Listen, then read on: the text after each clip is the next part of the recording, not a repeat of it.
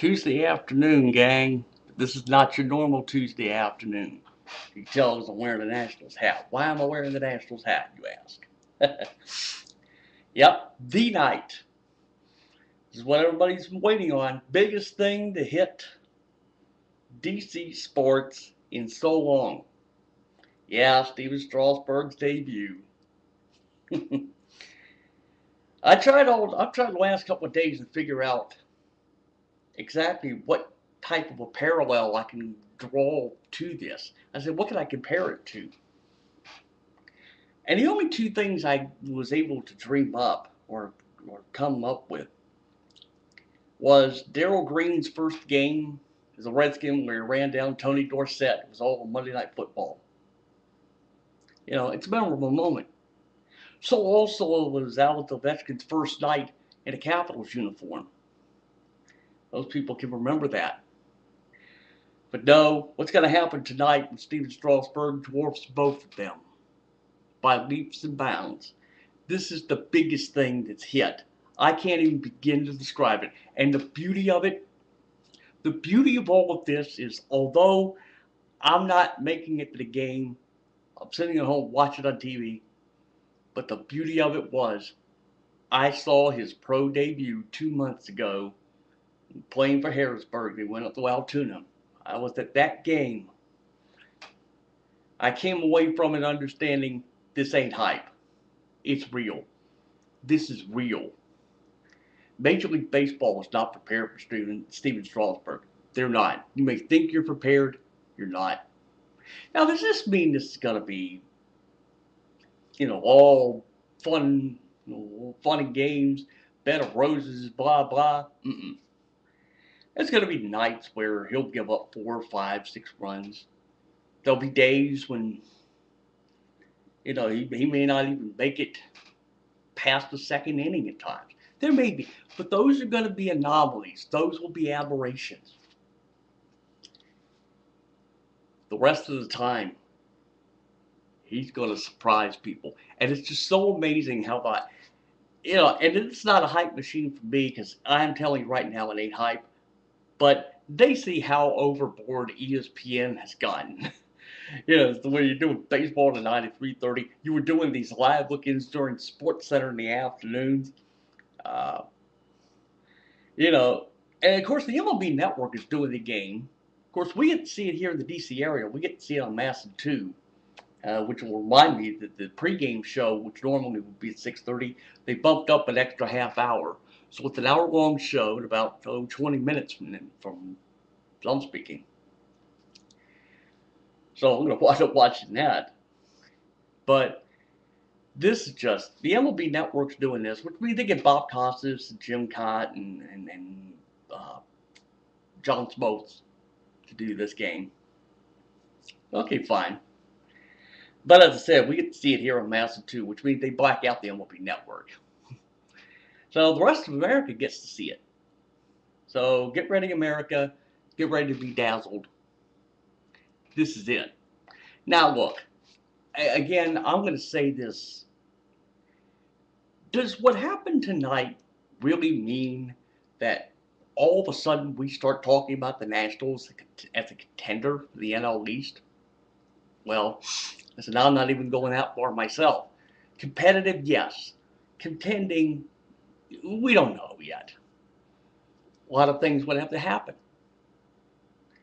But we'll let that happen when it happens. But it's so great, though, that Pudge Rodriguez is now off the disabled list, so he will be catching tonight. This was the sole purpose. He's going to catch Strasburg tonight. And to point out here, Pudge Rodriguez is the guy who's back in spring training. Somebody asked him, said, hey, how can you really, what's the best comparison we can draw from Steven Strasburg? And you figured, you were in Detroit, you caught Justin Verlander. Pudge looked down and said, no, it ain't Justin Verlander.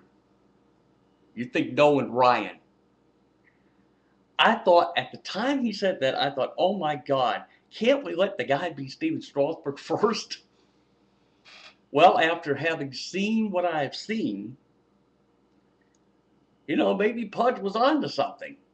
Just took the rest of us a little more time to catch up. Well, like I said, I saw it myself in person uh, there in Altoona. I saw that game in person. I saw the rest of these games for Syracuse. They did it on tape delay here. It was all I needed to see. This is for real. It's absolutely for real. You cannot dismiss this as hype. You can't. Same way that you can't dismiss Bryce Harper as hype. Okay, maybe the kid's a little cocky with the little eye black. I thought he looked like the Ultimate Warrior, the late wrestler. Because I remember the guy died now. The real Ultimate Warrior died. But because he used to have the makeup there. And it looks almost like this eye black Bryce Harper has underneath his eyes. I mean, listen, I don't know if he's going to carry that, into his pro career. Of course, that's assuming they sign him. Now the 10-week window starts. You got till August 16th. At least Bryce Harper says, hey, there's a fallback plan. I can go back to this junior college. Why am I insulting the guy? His junior college there out in Vegas, out there in Nevada, where he was playing. You could always go back there. It's okay. The only loss would be the Nationals couldn't draft him again, but hey. But truth is, and it's interesting though, watching the MLB draft last night, and I watched that, and Bud Selig make this announcement. He says the Washington Nationals have drafted outfielder Bryce Harper. I said, He makes it to Washington. He's here as a catcher, not an outfielder. I don't care what Stan Kasten and Mike Rizzo say. This guy is a catcher. We need catchers. Okay? Bottom line is we need catchers. Jesus Flores is really on the downside now. I mean, basically it's the down end of his career. Will Nieves has been steady so far.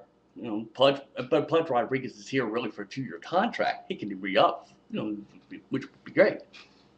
Here's the truth. Derek Norris is stuck in Potomac. I thought it was Harrisburg. It's Potomac. But he's really 2, maybe 3 years away. You got to have catchers now. I'm not saying even if you sign Bryce Harper now that he automatically goes to Washington. No. Even at that, I'd have to stand here and say it will be 2, maybe 3 years at the most. We need catchers now. But unfortunately, you can't really find that many there in the farm system that would be worthy of sticking around for a month or 2.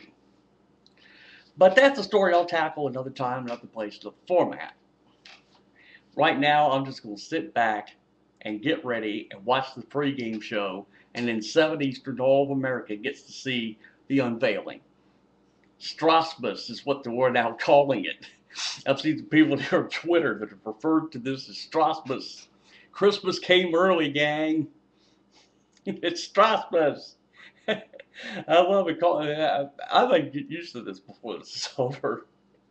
It's like, hey, Merry Strasmas. I love it. Anyway. There was one other little story on Strasburg, but I'm running out of time. It's a stupid-ass story.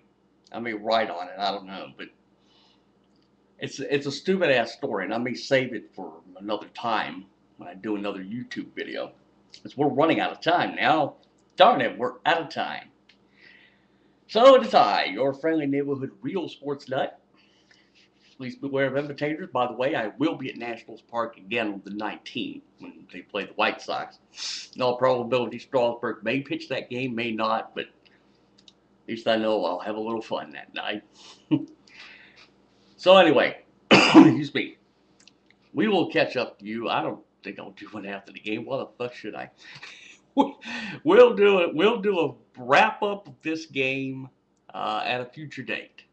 I'll get to talk about it. So, that is it. We will see you when I feel like it, and sit back, America, and watch the fun.